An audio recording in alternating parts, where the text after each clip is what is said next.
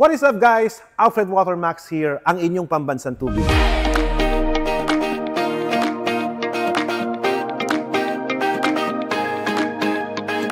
For today's video ay pag-uusapan natin ang tinatawag na mineral water at ang alkaline water. Ano ba ang pinagkaiba ng dalawang klase ng tubig na ito? Unahin natin ang mineral water. Ang mineral water ay ang tubig na hindi dumaan sa mga chemical process. Dahil natural water lang po ito at nilagyan po ng mga mineral content na kailangan ng katawan natin. Kagaya ng tinatawag nating magnesium, calcium, potassium at sodium na nakakapag-recharge sa ating mga pangangatawan.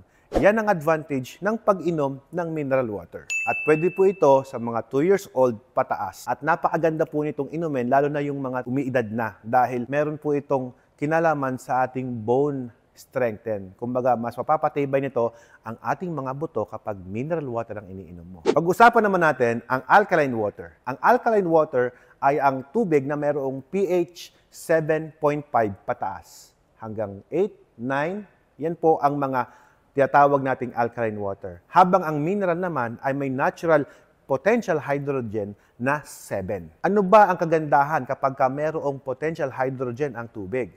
Marami kasi tayong makukuha sa ganito klaseng technology. Na-improve nito ang ating bone health, kamukha ng sa mineral. Nababalanse rin nito ang ating mga acid reflux at nare-reduce nito ang ating high blood pressure, blood sugar, and cholesterol level. At na-enhance din nito ang ating hydration and na-increase din nito ang longevity. At ngayon, ano ba ang kagandahan ng mayroong mataas na potential hydrogen ang tubig na iniinom mo? Kapag mataas ang potential hydrogen na, nagkakaroon tayo ng tinatawag nating negative ORP, which stands for oxidation reduction potential, na kung saan napakaganda ng epekto nito sa katawan ng mga tao. Sa ating kapaligiran, meron tayong tinatawag na free radicals na kung saan sa hangin. Sa lahat ng paligid natin, because of the pollution, marami tayong natatanggap na mga free radicals kaya mabilis mabulok ang mga bagay-bagay. But with the help of negative ORP, yung tinatawag nating oxidation reduction potential, ay napababa po niya ang pagkabulok ng isang bagay. So same din sa ating mga katawan. Kapag ang cell natin ay umiinom na may konting alkaline water, tamang-tama po ito sa ating kalusugan. But except doon sa may mga kidney problem. Lahat po ay pwedeng uminom ng alkaline water from 2 years old pataas. Except ang mayroong mga kidney problem. Dahil alam niyo na kung ano ang pinagkaiba at ano ba ang advantage na makukuha mo sa alkaline at mineral water, pag-usapan naman natin ang machine na nagpo-produce ng alkaline at mineral water. Nakuha ko na ba ang atensyon ninyo? Kung ano ang magagawa nito sa kalusugan ninyo? Ngayon, pag-usapan natin ang tinatawag nating Watermax Package 2. Ito ang nakakagawa ng mineral at alkaline water na machine.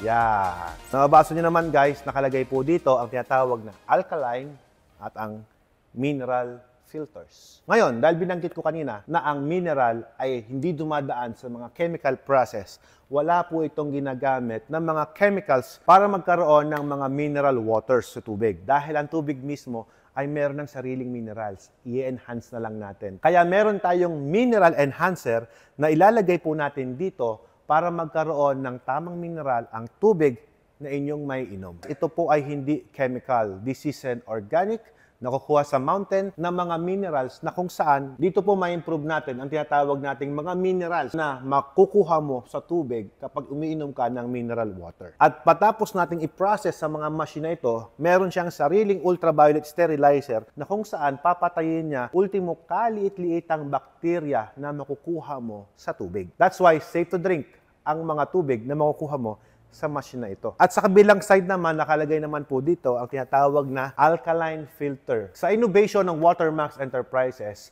itong alkaline machine namin, gumamit kami ng tinatawag na natural tourmaline balls na kung saan nakukuha sa mga mountains. At ang mga tourmaline balls ay nakakapagpataas ng potential hydrogen ng tubig.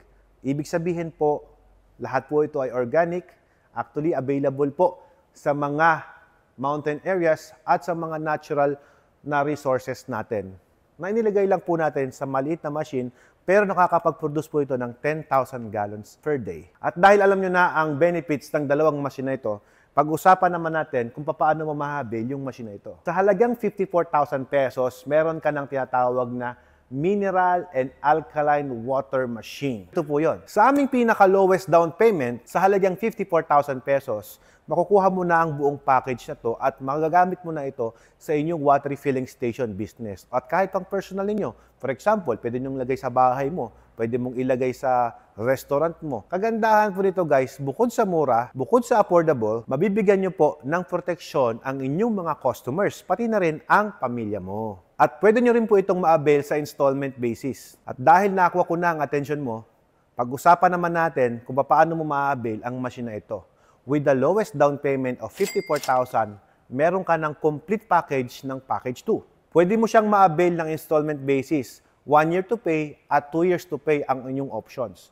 Sa halagang 54,000, pwede mo itong makuha sa halagang 3,750 pesos per month. Magagamit mo ito at may enjoy mo na ang Watermax Package 2. Masisecured mo na ang safety ng pamilya mo at ng mga customers ninyo. Kung meron kang restaurant, apartment, or anything na pwede nyong mapagamitan para magkaroon kayo ng access for a safe drinking water, mineral and alkaline package. The total package of this machine is only 140,000 pesos. Ang kagandahan din sa Watermax Enterprises, ang machine na ito ay 0% interest kung i-avail nyo po sa installment basis. Ano ba ang kasama sa unit na to?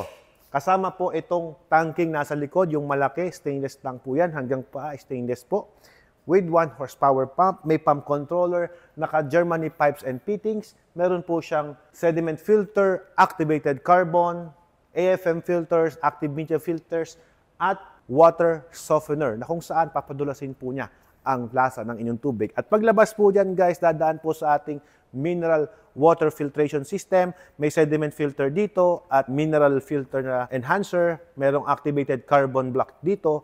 At pagkatapos nun, dadaan po siya dito sa ating ultraviolet sterilizer at magiging produkto na. At the next process naman, meron po tayong sediment filter again dito. May alkaline filter dito at carbon filter dito.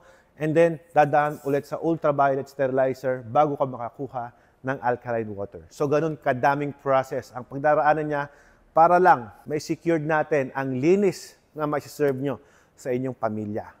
Kung interesado po kayo mag-avail ng machine ito, please call Watermax Enterprises for more details. Thank you.